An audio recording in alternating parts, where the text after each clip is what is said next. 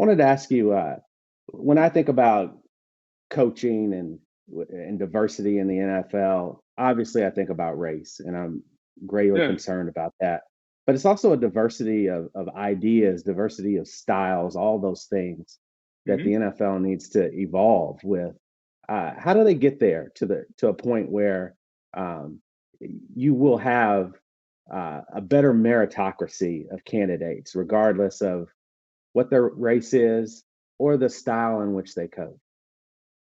Well, I think you have to continue to push the envelope. I think we have to, we from a minority standpoint, men of color that want to be in coaching have to continue to push the envelope, continue to make them say no, continue to be such a good candidate, such a overwhelming choice that they can't say no. And so, as long as we have and we present choices to the 32 owners consistently, you're going to force them to open their door. Um, I do think when you're dealing with ownership, because those are the people that are ultimately going to make the hire, there has to be a changing of the thought process. And a lot of them are changing, but some of them aren't. And here's what I mean by that. When you change your thought process, typically we, whether you're black or white, we like to talk to people or hire people or get people close to us that look like us. That's just human nature. That's not a black white thing. That is human nature. I want people around me, or usually people that I can relate to, are the people that look like me. Now, as we've gotten older and we've gotten more diverse in our thought process and diverse in our learning, we don't necessarily pay attention to the race, but we pay attention to the people. I do, at least.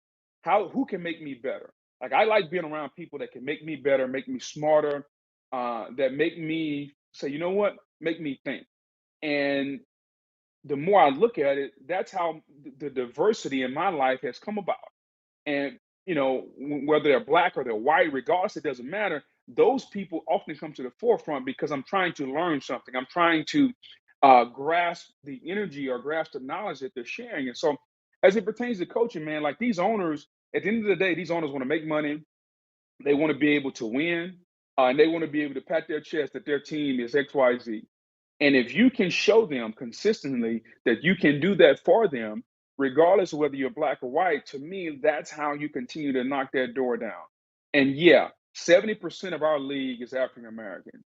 And going back to my point, a lot of the players want to be around people that look like them. But I think when you go a step beyond that, the players also want to be around coaches that can make them better. And I think that's the biggest thing. Can you help make me better? Because at the end of the day, my job is to go out and perform. And if I do it at a high level, I'm going to make a lot of money. And so I'll be able to do a lot of different things for my family. And so I think people have to, or should not say people, but players have to continue to do that.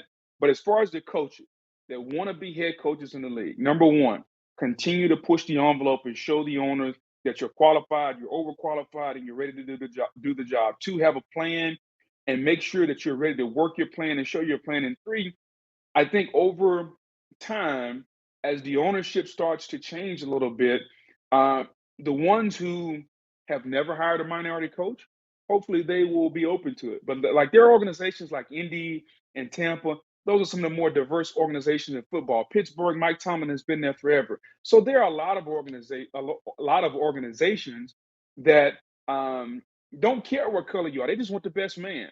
And then there's some that have never had a black head coach, and those are the ones that need to change the way they think a little bit.